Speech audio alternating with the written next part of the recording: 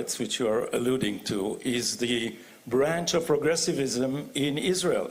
And allegedly, Haaretz contacted probably many of you, telling you that you should stay away from this conference because there are right-wing people here, and some of them have a past that is anti-Semitic, and so you are defeating the purpose. Well, I think we could read this much more simply. Haaretz is an anti-Semitic paper, and it doesn't like us fighting anti-Semitism. That is all. That is the whole story.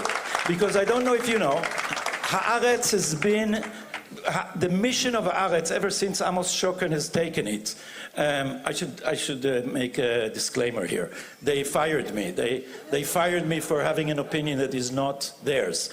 Freedom of speech. Freedom of speech. Amos Shoken said Gadi Taub's opinions are illegitimate and should not be heard because I supported the reform. Half of the country is illegitimate in the eyes of the elite, and this is the essence of progressivism, right? Because what the progressives, the progressive way to defend democracy is to paralyze citizens, because citizens, in their opinion, are the greatest danger to the democratic form of government. So Haaretz has been systematically undermining Zionism, and the enmity between progressivism and Zionism is central. It's essential, and you cannot bypass it. Because in the progressive worldview, justice is identified with weakness.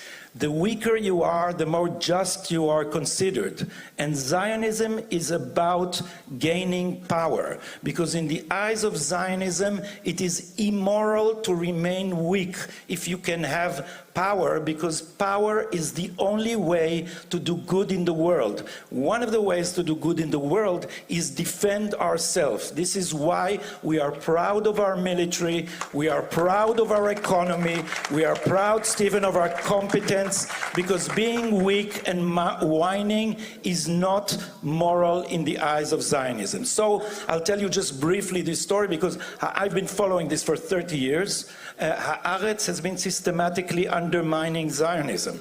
That was its mission. It began in the 90s when they gave the post-colonial students of Zionism, the school of post-colonial Edward Said style studies are inherently anti-Semitic, and they've imported this to Israel, and these literary supplements of Haaretz gave them front and center. Not only were their works, which portrays Zionism as a colonial movement, illegitimate morally. Not only were their works front and center, the reviewers in Haaretz were the people of this school. Yet they kept saying they're not anti-Zionists. They suddenly declared this. Do you know when? September of 2023. Aluf Ben, the editor of Haaretz, declared a special project, as he called it. It's time, he said, to take the word Jewish out of the definition of the state as the Jewish and democratic. It will remain only democratic. Why did he suddenly confess what Haaretz has been doing for so long? Because the reform was defeated, and the Supreme Court was further empowered. And the only way to make this state not Jewish is to annihilate democracy. Because so long as you have a Jewish majority and universal suffrage, we would choose Saturday as our day of rest, the Jewish calendar as our holidays, the Hebrew language and the rest of the Jewish tradition as our roots. And then the project was shelved. Because 2.5 weeks later was October 7th.